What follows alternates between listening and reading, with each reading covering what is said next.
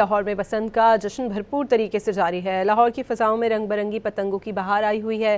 اتوار کو سارا دن لاہور بو کاٹا کے نعروں سے گونجتا رہا۔ وزیر اعلیٰ پنجاب مریم نواز نے بسنت کا وقت پیر کے صبح 5 بجے تک بڑھا کر لاہوریوں کی خوشیاں دوبالا کر دی۔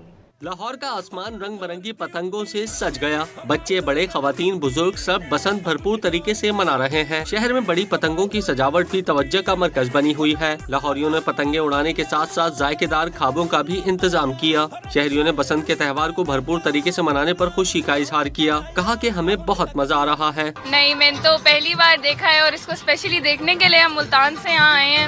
کافی مزے کا ایکسپیرینس ہے ہمیں، مطلب اتنی ڈیکوریشن دیکھ کے بہت اچھا لگ رہا ہے۔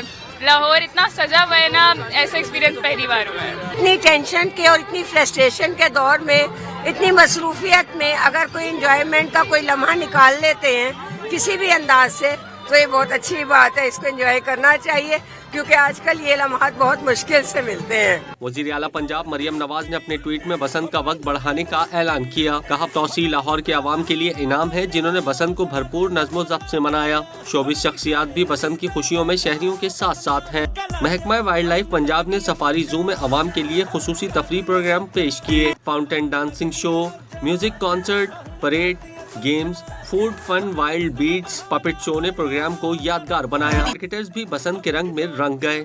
فاسٹ بالر حسن علی اور حارث رؤف نے پتنگ بازی کی۔ حارث رؤف نے گڈی کاٹی تو جشن منایا۔